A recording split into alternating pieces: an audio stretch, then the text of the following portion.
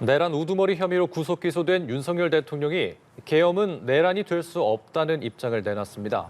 이재명 민주당 대표는 함께 힘을 모아 마지막 고비를 넘자고 했는데요. 네, 이런 전국을 바라보는 민심은 어떨지 설 명절 여론조사 결과도 함께 살펴보겠습니다. 김철현 경일대 특임교수, 김상일 정치평론가 두 분과 함께합니다. 어서 오십시오. 네, 새해 복 많이 받으십시오. 네. 윤석열 대통령이 변호인을 통해서 구속 기소 이후 첫 옥중 메시지를 냈습니다. 유혈 사태도 없었고 또 인명사고도 없었는데 계엄이 대체 왜 내란이냐 이런 말을 전했는데요. 구속 기소가 된 이후에 첫 번째 메시지입니다. 이 메시지를 낸 배경은 어떻게 봐야 되겠습니까? 일단 뭐 대통령의 일관된 입장은 계엄은 계엄이고 내란은 아니라는 입장이거든요. 그래서 본인이 얼마 전에 그 헌법재판소 공개 변론에서도 밝힌 것처럼 계엄이라고 하는 부분들은 어떤 국헌 분란이라든가 어떤 국정 질서를 어지럽히려고 하는 부분이 아니고 어쨌든 민주당이 그동안 계속된 어떤 탄핵 남발, 그다음 입법 폭주 이런 부분에 있어서 나름대로 경고하기 위한 경고성 계엄이었다. 거기다가 지금 그런 부분에 있어서는 전혀 어떤 의도가 없었다는 그런 부분이 있거든요. 예. 특히 국회 어떤 병력을 출동시킨 부분에 있어서는 최소한의 질서 유지를 위한 병력이었는데 현장에서 어떤 조금 이상하게 전개가 됐다. 그리고 김용현 전 장관이 그런 부분에 있어서도 전체적인 지휘를 좀 잘못 판을 짠 것 같다. 이렇게 얘기를 하고 있는 부분이거든요. 그렇기 때문에 본인이 어떤 계엄에 있어서의 큰 부분에서 어떤 충격 요법 그리고 국민에게 이런 부분들을 호소하기 위한 부분이었지 나머지 모든 계엄의 전체적인 판을 짠 것은 김용현 전 장관이고 그리고 병력을 국회에서 어떤 본청에 진입시킨다거나 중앙선관위 지킨 부분도 본인의 어떤 직접적인 지시가 아니다. 예. 그렇기 때문에 계엄이라고 하는 부분들이 어떤 본인의 어떤 뭐 이 고도의 어떤 통치 행위에서 나온 것뿐이다 이런 거고요. 본인이 또 마지막으로 대통령인데 무엇하러 국회는 물러나냐. 예. 어떤 권력을 찬탈할 의도도 전혀 없다. 그렇기 때문에 본인이 계엄은 계엄이지만 그 부분은 최소한의 어떤 국민에게 호소하기 위한 조치였을 뿐이고 내란을 위한 목적은 전혀 없다. 이런 부분들이 아마 본인이 일관되게 주장하는 부분인데 아마 그런 것들에 대한 어떤 진위 여부나 이런 것들은 앞으로 뭐 탄핵 심판이나 그다음 형사 소송을 통해서 밝혀지지 않을까 이렇게는 보입니다. 예. 동일하게 뭐 메시지를 낸 배경에 대해서 한번 여쭤보겠습니다. 글쎄요, 메시지가 뭐 의도를 말하기 전에 메시지를 듣는 국민은 정말 어이가 없고 화가 난다 이런 생각이 듭니다. 예를 들어서 항공기 승객이에요, 제가. 근데 정비 불량이나 기체 결함으로 엔진이 터졌어요. 근데 제가 안 죽었어요. 예. 항공사한테 항공사가 저한테 그러는 거예요. 안 죽었잖아. 무슨 문제가 있는 거야? 라고 얘기하는 거하고 뭐가 다릅니까, 이게? 저는 너무 어처구니가 없다라는 생각이 드는 게 어떻게 계엄이라는 게 경고성이 될 수가 있죠? 그럼 그게 경고성이라는 걸 인정받으면 앞으로의 대통령들이 이 계엄을 얼마나 쉽게 경고성으로 막 남발을 하겠습니까? 민주당이 탄핵을 남발하는 걸 가지고 뭐라고 우리가 얘기하잖아요. 저도 비판을 해요. 민주당이지만 비판합니다. 저는. 왜? 그거의 엄중함이라는 게 존재해야 되고 그런 것들이 제대로 지켜지지 않았을 때 굉장히 역사가 나쁘게 반복될 수 있다는 측면에서 그러는 거거든요. 근데 탄핵 남발은 그거를 제한하거나 법적으로 해결할 수 있는 법적 절차가 미비한 상태예요. 그죠? 그리고 범죄라고까지 얘기하기에는 범죄 구성 요건은 아직까지 이루어지지는 않은 거예요. 예, 그렇죠. 그래서 그걸 비판만 할 수 있을 뿐이지 그거를 단죄할 수는 없어요.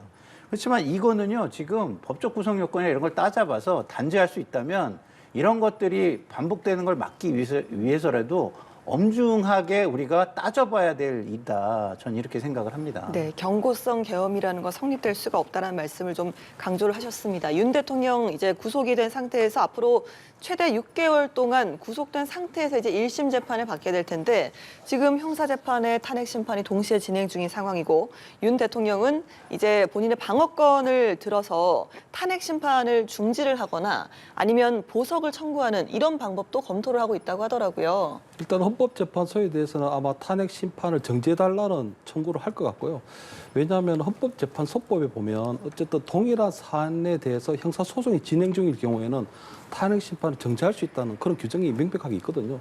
하지만 그런 부분에서 저는 헌법재판소에서 인용할 가능성이 좀 낮다, 수용할 가능성이 좀 낮다 보이는 게 그동안의 헌법재판소에서 보이는 형태를 보면 상당히 윤석열 대통령 측에 불리한 어떤 판결을 많이 해왔거든요. 네. 그중에 가장 대표적인 게 보면 1차 그동안 그 4번의 어떤 공개 변론이 있었는데 1차와 2차 그리고 3차와 4차의 변론 기간 이틀밖에 되지 않습니다. 단 이틀. 네. 그렇기 때문에 어떻게 보면 대통령의 어떤 탄핵 심판이라는 것이 그건 대통령에 대한 파면 여부를 결정하는 것이고 그런 것들은 대통령이 결국은 국민이 선출하고 5년의 임기를 보장했던 부분이거든요. 그런데 그걸 파면하는 것을 결정하는 문제인데 변론의 기간이 이틀이다. 이틀이면 사실은 변호인들이 아마 날밤을 새더라도 그 부분을 제대로 준비하기에는 상당히 시간이 촉박할 수가 있는 거잖아요. 예. 그렇기 때문에 변론기를 좀 늦춰달라고 하는 그런 최소한의 요구조차도 헌법재판소에서 받아들여주지 않았고요.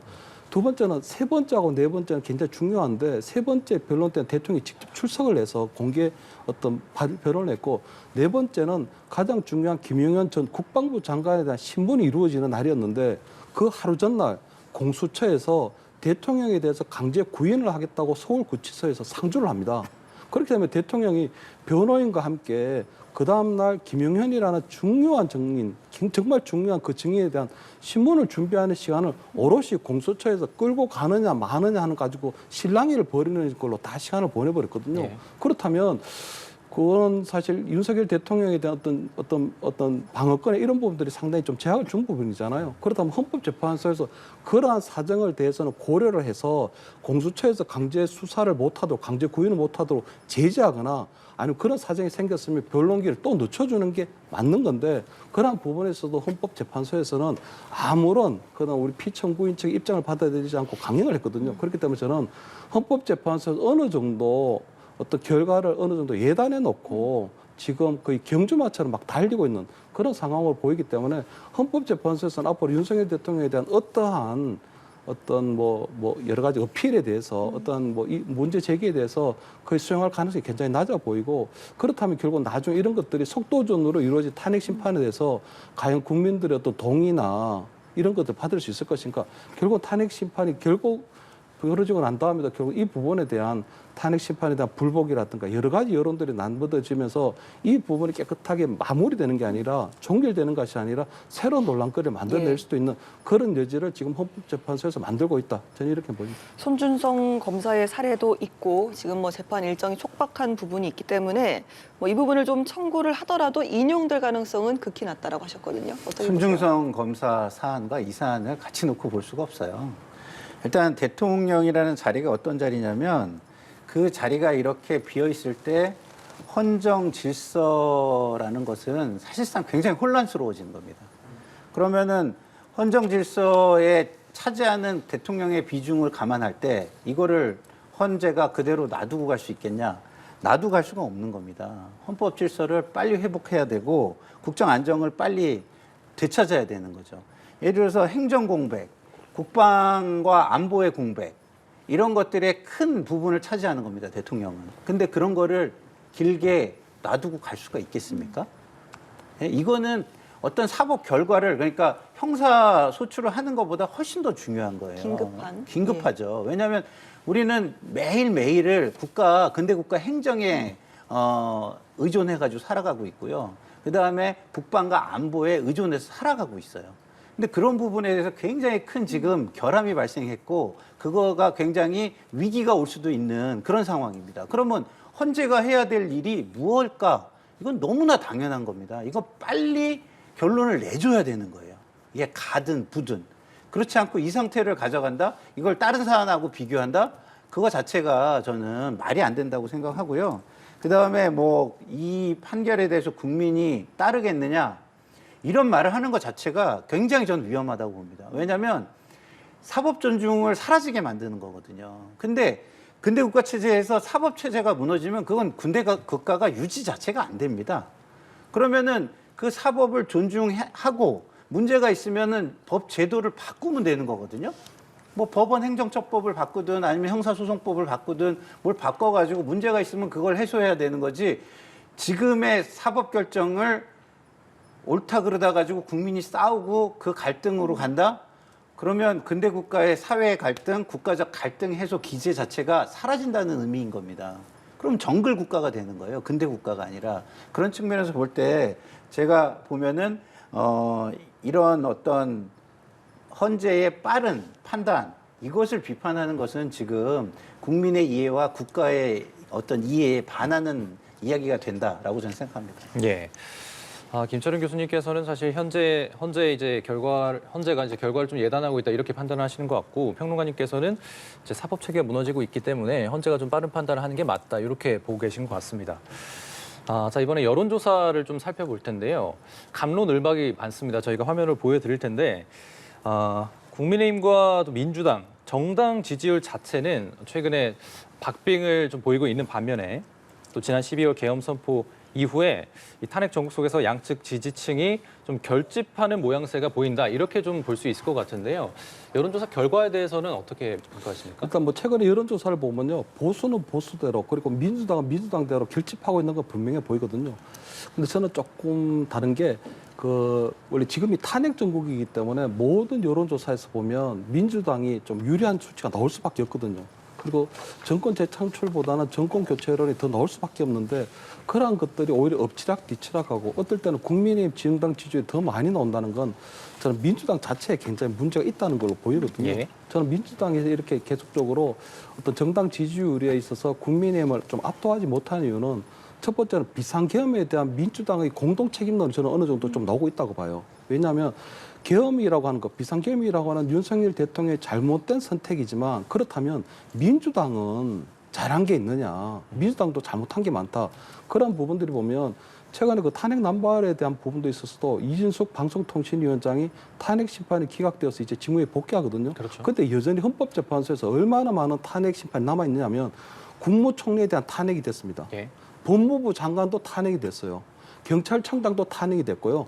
감사원장도 탄핵이 됐고, 이재명 대표를 수사했던 검사들도 다 탄핵이 돼서 헌법재판소에서 탄핵 심판을 기다리고 있고요. 법무부 장관은 변론 기일조차도 잡지를 못하고 있는 상태거든요. 그렇다면 민주당이 과연 이러한 국정혼란, 국가적 위기를 만드는 데 있어서 잘못한 게 없느냐?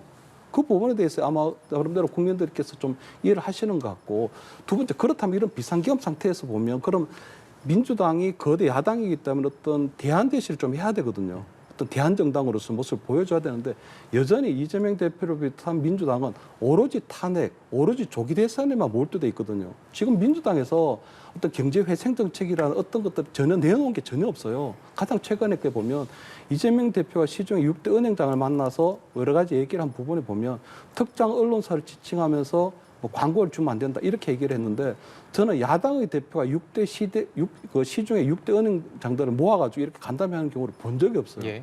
이거는 거의 대통령의 권력이거나 거의 금융기관의 수장들이 어떤 금융정책을 논의할 때 있어서 그렇지만, 야당의 대표가 6대 시중은행장을 모아서 간담회를 한다? 그리고 그 자리에서 특정 언론사에 대해서 뭐 광고를 한 부분에서 문제 제기를 한다? 이런 것들은 굉장히 여의도 대통령, 벌써 권력을 다 잡은 것처럼 하고 있기 때문에 민주당이 그런 대한정당으로 제대로 보여지고 있지 않다 하는 이런 부분들이 있는 것 같고요. 그렇기 때문에 저는 지금 현재 벌어지고 있는 이런 여러 가지 문제들은 결국 정당 지지율에서 앞서지 못하고 있는 부분들은 결국 민주당 자체에서 벌어진 부분이다. 국민의힘이 잘했다기보다는 민주당 자체 여러 가지 에러, 그리고 실수에 의해서 같이 이런 정당 지지율이 비슷한 등락을 보이고 있는 것이 아닌가, 저는 이렇게 보입니다. 예. 여론조사 관련해서 또 코멘트가 있으실 것 같습니다. 여론조사를 보면은 굉장히 저는 개인적으로 대한민국의 미래가 걱정이 됩니다. 왜냐하면 정치 지도자, 정치 진영의 이익을 위해서 나라를 두 쪽을 내고 있는 그런 생각이 들거든요. 이게 국민들에게 정치권이 모범이 되고 뭔가 그 본을 보고 따라오게 만들어줘야 되는데, 그런 지도자의 모습이나 그런 정치권의 모습이 전혀 보이지 않는 거예요. 그러면은 결국에는 거기를 지지하는 강성 지지층들만 또 보이게 되잖아요. 그러면 중도층이나 이런 사람들은 목소리를 내기가 어려워지는 환경이 되고, 예. 그러면은 정치 환멸이나 현실에 대한 어떤 염세주의가 커지면서 그 중도층이나 일반 국민들은 뒤로 빠지게 되고, 앞서가지고 그 열렬한 극렬한 지지를 하는 정치권과 정치 진영을 지지를 하는 사람들만 눈에 보이게 되는 거죠. 그럴 경우에 결과는 뭡니까? 두 진영의 충돌입니다. 충돌. 갈등과 충돌. 그러면 그런 갈등과 충돌을 바탕으로 선진국으로 도약한 국가들이 있나요? 없습니다. 우리가 지금 선진국 문턱에 와 있어요. 좀만 더 하면 G8입니다. 올해 원래 G8에 들어갈 것을 예상하고 있던 나라예요. 그런데 이것이 지금 좌초할 위기에 지금 직면해 있습니다. 왜일까요? 국민 통합이 없고 국민 갈등이 있기 때문인데 이 국민 갈등의 원인이 다 정치 지도자들과 정치권 진영에서 비롯된 거라는 겁니다. 예. 그것을 보여주고 있는 것이 이 여론조사이다라고 저는 생각을 해요. 만약에 중도층 국민들이 편하게 저 여론조사에 임한다고 한다면 저런 결과가 나오겠습니까? 저는 이 정치권이 보여주는 모습이 너무나 혐오스럽기 때문에 아예 여론조사 전화가 오면 극렬한 지지, 내지는 분명한 지지가 없는 사람들은 그 조사에 응할 이유가 없다라고 생각하기 때문에 저런 결과가 나온다고 저는 생각을 하고 있거든요. 예. 그렇기 때문에 뭐 제가 뭐 민주당을 옹호하고 국민의힘만을 비판하진 않겠습니다. 근데 책임이 국민이 지금 국민의힘이 국정을 운영하는 쪽이니까 조금 더 크다는 거는 좀 지적하고 싶고요. 그러나 민주당, 국민의힘, 공희 저는 아주 큰 책임이 있다. 예. 이대로 가면은 나라를 지도하는 사람들이 아니라 나라를 끌어내리는 사람, 발목 잡는 사람들이 될 수밖에 없는 역사는 그렇게 평가를 할 것이다 이런 생각이 듭니다. 예, 각 진영별로 정치 양극화를 또 걱정하는 목소리도 좀 함께 들어봤습니다. 이번에는요, 차기 대선 주자를 고르는 적합도 조사 이야기를 좀 해보겠습니다. 일단은 뭐 이재명 대표가 여전히 선두를 달리는 상황에서 이제 양자 대결을 봤을 때는 다자 대결보다는 조금 더 접전의 양상을 보이는 이런 여론조사 결과들이 쏟아져 나오고 있는데요. 이 같은 결과는 좀 어떻게 봐야겠습니까? 일단 뭐 이재명 대표가 2022년도에도 벌써 출마를 했거든요. 현재는 또 범야권의 어떤 리더 역할을 하고 있기 때문에 당연히 더 많이 나오는 건 맞는데 지금 국민의힘 후보들하고 비교해 볼 때 어떨 때 보면 양자 대결에서는 엎치락 뒤치락하고 이런 상황이거든요. 예. 조금 앞서 나간 형국이라면 전 결국은 이재명 대표가 다른 후보들, 다른 국민의힘 어떤 잠재 후보들 압도하지 못한다는 건 결국 이재명 대표의 문제다. 이재명의 문제다. 이재명 대표에 대한 어떤 대통령으로서의 장래 비전을 지금 이재명 대표가 보여주지 못하고 있는 부분이 있고 두 번째 이재명 대표에 대한 어떤 국민적 비호감이 있거든요. 그래서 보면 제 주변에도 보면 이재명 대표가 싫어요. 그러니까 이재명 대표가 싫다고 하는 그런 여론들 굉장히 많이 있습니다. 그렇기 때문에 아마 이재명 대표가 지금 양자 대결에서 국민의힘 후보를 압도하지 못하고 있는 부분은 이재명의 문제다. 이 부분을 먼저 지적하고 싶고요. 저는 지금 나오고 있는 어떤 대선 후보들의 어떤 이런 것들은 저는 어떤 큰 의미를 두기 보고 있다보다는 약간 단순 선호도 조사처럼 보이거든요. 우리가 들어본 사람들 중에 누가 뭐 좋아 네. 이런 거 할 때 보니까 그렇게 이제 대답을 하시는 것 같은데 다만 지금 중요한 거는 만약에 탄핵이 인용되고 조기 대선이 현실화됐을 경우에 이 대선 주자 후보군들이 어떻게 형성될 것인가 하는 이런 부분에 있어서는 상당한 시사점을 주고 있다고 보이거든요. 그래서 보면 결국 민주당에서는 이재명 대표가 어떤 독보적인 뭐 1위 독보적으로 나가고 있고 비명계에서 약간의 목소리가 나오긴 하지만 우원식 국회의장이나 김부겸 전 부총리나 아니 김동연 경기지사 같은 경우에는 아직까지는 바위에 계란치기 정도밖에 안 된다. 도토리 키재기밖에 안 되고 그 민주당에서는 사실상 이재명 대표가 선거법 항소심에 대한 리스크만 어떻게 되는지에 따라서 아마 민주당이 후보로 될 가능성이 높다는 것이 보이고 국민의힘 후보 같은 경우에는 원래 뭐 오세훈 서울시장 그다음에 이 홍준표 대구시장 같은 경우는 원래 뭐 전통적인 2강 정도 있고요. 최근에는 김문수 고용노동부 장관이 그나마 좀 다크호스로 부상하면서 약간의 3강 체제가 좀 만들어지고 있는 형국. 그 밑에 이제 한동훈 전 대표 같은 경우에는 처음에 그 전당대회에서 당대표 됐을 때 그 지지율을 많이 까먹고 지금은 조금 주춤한 상태. 안철수 의원 같은 경우에는 조금 분발해야 되는 상태. 이 정도로는 보이거든요. 근데 저는 앞으로 만약에 조기 대선이 현실화된다면 큰 어떤 대선의 3대 변수가 보면 첫 번째는 이재명 대표의 어떤 선거법 항소심 리스크. 네. 요건 아마 2월 말에 3월 초 정도에 나오게 되면 그 부분이 결국 출마 여부로 가늠질을 하게 될 것 같고요. 두 번째는 지금 당장을 보면 국민의힘의 후보들이 약간 강성 지지층들이 밀어주는 그런 형국이 있는데 앞으로 아마 탄핵이 뭐 되고 만약에 조기 대선이 네. 치러진다면 본선에 대한 경쟁력을 봐야 되기 때문에 그때는 좀 더 확장성이 있는 오세훈 서울시장이나 이런 사람들 쪽으로 조금 더 지지율이 옮겨갈 가능성도 있다. 세 번째는 올해가 되면서 지금 만 40세를 넘긴 이준석 대표가 이제 대권에 출마할 수 있게 되거든요. 예. 그 이준석 대표가 출마했을 경우에 독자 출마로 계속 갈 때 MZ 세대에 대한 어떤 득표를 얼마나 끌고 갈 것인가 또는 다른 후보들 국민의힘 후보나 또는 민주당 이재명 대표하고 어떤 식으로 후보 단일화라든가 연대를 할 것이냐 이런 것들이 결국은 어떤 다음에 치러질 어떤 대선에서의 3대 변수가 아닐까 저는 이렇게 보입니다. 차기 대선에서의 세 가지 변수까지 좀 들어봤습니다. 보수 측 주자들은 좀 분산되고 있는 상황입니다만 일단 이재명 대표가 양자 대결에서 압도를 하지 못하는 이유는 이재명 대표에 대한 비호감이 원인이다 이렇게 짚어주시기도 하셨거든요. 어떻게 들으셨습니까?